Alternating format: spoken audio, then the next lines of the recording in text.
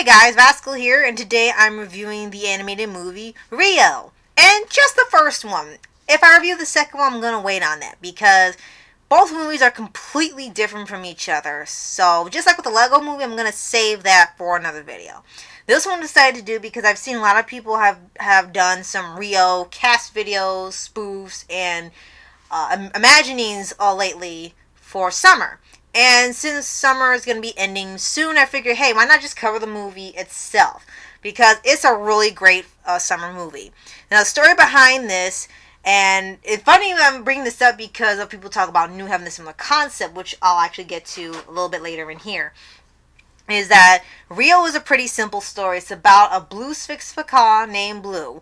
Yes, it's pretty much redundant, but that's what they go with. And he's pretty much, they think he's the last of his species, until they have another female blue Sphinx macaw in Rio de Janeiro. So his owner and this guy that runs this animal place takes them to Rio so they could, repopulate the earth, I guess, with the other macaws, which kind of gets thrown away in the second movie, I might add, even though I haven't covered it yet, it kind of gets thrown out.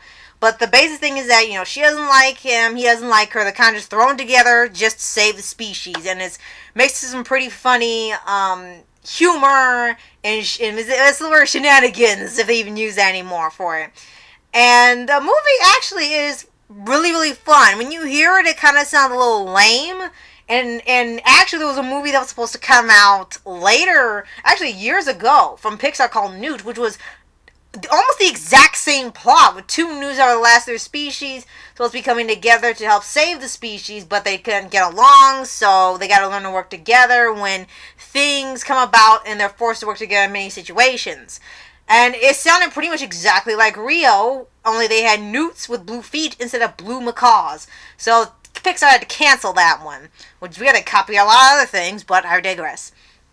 So Rio is a super, super fun movie, and I kind of got back into some of the music lately, and I love hearing a lot of the songs in here, like I Wanna Party, Take Me to Rio, Living in Rio. Like a lot of the songs in here are just really catchy, they're fun, they're like summer party worthy.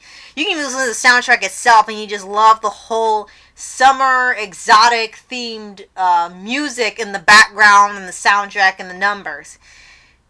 Now, the movie itself, I think for me, is solid. I know there are some people who don't consider Rio to be very good. In fact, some of them kind of do like the Illumination movies. There are just people that hate the Illumination movies. And there are some people that hate the Blue Sky Studios movies. Well, you kind of really have to, choose your words wisely since Disney shut down Blue Sky Studios, unfortunately. So, there will never be a Rio 3 or spin-off or anything. So, unfortunately, we only have 2 movies of this to cover. And I decided to cover the first one first because I really, really loved it. And seeing the cast, hearing the music and things, it kind of reminded me, like, hey, this is a really fun movie. You almost forget how fun it is if you haven't seen it in a while. And here it has a lot of celebrities like Jesse Eisenberg, it has George Lopez, Jamie Foxx, Will.I.Am, quite a few big name stars in here. There's definitely more for here in the next one, but those are the main big ones I had to bring up because it was kind of amazing how many big stars they got to do this, and a few of them became iconic for these roles playing the birds. And a lot of things I want to say are really positive about this movie is that, like I said, the theme is really, really fun. It starts off with the summer tropics of Rio and the forest itself, and then it goes to where Blue is taken to this one of the coldest places in the states is Minnesota. It's like it's ice cold, like he's this tropical bird raised in this practically all winter, all year long state, and then he's taken out of that into his supposed to be his natural habitat, and he's just freaking out. And it's hilarious. And of course, Blue is a very, very nerdy macaw. He can't fly. He doesn't know how to fly. He never learned how to do it. So his owner Linda has always just made these things where he can get around the house, and he just walks or he hops or he uses his beak or stuff, and he gets around things using his feet. He never flies anywhere. And for almost the entire movie, he can't fly. He has no idea how to fly. It is hilarious seeing him just pratfall all the time and fail and flop, and it's really hilarious. It makes for some really, really great comedy. So you pretty much get an idea of how Blue is being sheltered the whole time. He's pretty much can't rely on too much with that involves flying. It's hilarious. And of course, you have Jules, supposed to be, of course, the love interest of the movie, and you kind of have to because they're also seeing your species, or so we think. And she's very, very wild, very outdoorsy. She was in the wild, and of course, the two are put together, and it's the almost sort of butting heads, where really conflicting personalities, and it's like, oh, this isn't gonna work. And a lot of the characters are really fun as well. Not just the two main ones, but the human characters actually aren't so bad. I know some people don't like the human characters in a lot of these animal-based movies, but Linda and Tulio actually aren't bad at all. They kind of remind me of the two characters from Clyde with a Chance of Meatballs, with their designs and how geeky they are. Then you have some other birds in here. Like, I love the assortment of exotic birds. Not just the macaw, but they have toucans and pelicans and cardinals and canaries, and they have like all these assortments of birds in here. They don't just pick one group of birds to use. They use as many as possible, and it's really creative.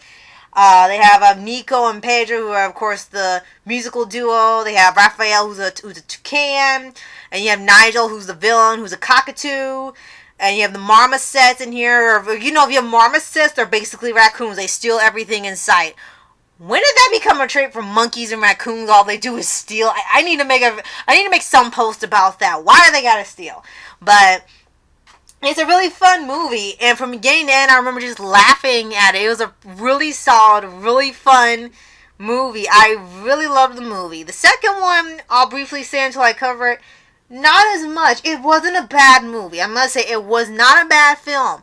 It just, the magic that the first one had, and just being a blast of fun. Oh, and definitely can't forget to bring up Tracy Morgan, who plays Luz the bulldog. He's not a bird, but he still was a big star playing this role, and he was very lovable in it. Rio 2 just felt different. The first one had magic and charm to it. It was fun. You could play the game, watch the movie, listen to the music, and every time you knew you were going to get a party. The second one kind of changed its tone. Almost made the entire first movie feel like, hey, this didn't need to happen. You could have just sent them back here. But I'll get to that when I actually review Rio 2. I may not review it this month. It might be a little bit later down the line this year. Or I might just save it till next year to fit for summer. But for Rio, I give it really a 9 out of 10. It does have a little bit of pacing issues where you really want to get to the good parts of the movie if you've already seen it.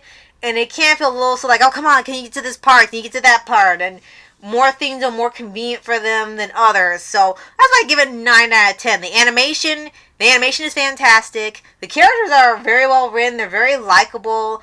Really great designs. Very colorful in terms of their designs, and capturing the beauty and vibrancy of Rio de Janeiro is the movie's pretty much one of the reasons why I want to visit, because it just looks so much fun and there's just so much life in it. It really captures that. The storyline's pretty good. It sounds basic, but it's super, super fun. And I think it was one of Blue Sky's best movies. And it's unfortunate the studio was gone, because I really loved Rio. And that's pretty much what I have the thoughts of the movie. I just really want to give my opinion. This is pretty much making a cast video for it. Still writing out the cast as I'm recording this. It might be out by now by the time this is out.